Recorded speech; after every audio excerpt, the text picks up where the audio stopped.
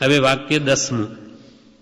જો તને અસ્તિત્વ પ્રમાણભૂત લાગતું હોય અને તેના મૂળ તત્વની આશંકા હોય તો નીચે કહું છું. 9મા વાક્યમાં તો શું કહ્યું કે ધર્મનું અસ્તિત્વ જ તને શ્રદ્ધામાં ન આવતું હોય, ધર્મ છે જ નહીં, ધર્મ કર્મ, તો પછી આ પ્રમાણે વિચાર.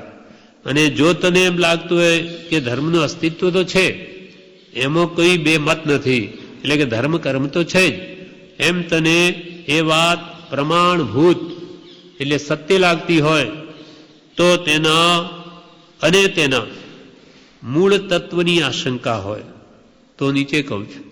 તને ધર્મ સાચો એમ લાગતું હોય, પણ એવા બધા જીવ ને અજીવ ને આશ્રવ સંબર ને બંધ મોક્ષ નિર્જરા, આ બધું કઈ વાત બેસતી નથી. શું છે આ બધું? આશંકા. સમજવું છે, સમજાતું નથી. અથવા આત્મા છે, નિત્ય છે, કર્તા છે, ભોગતા છે, મોક્ષ છે, મોક્ષનો ઉપાય છે, એ 6 પદ છે, અથવા ધર્માસ્તિકા આકાશ કાળ જીવ અજીવ આ 6 દ્રવ્યો છે, એ બધી વાત કંઈ સમજાતી નથી. આ બધું શું છે? એમ જો આશંકા રહેતી હોય, પણ ધર્મ કર્મ તો છે જ, એ વાત તને પ્રમાણભૂત લાગતી હોય તો એ શંકા નિવારણ માટે આત્માની તત્વોની એના માટે નીચે કહું છું તે વિચાર.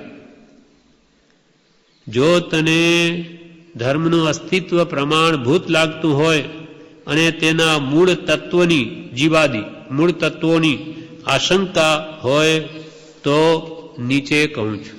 તો પછી નીચે કહું છું તે પ્રમાણે વિચાર. તેમાં કહ્યું 11મું વાક્ય.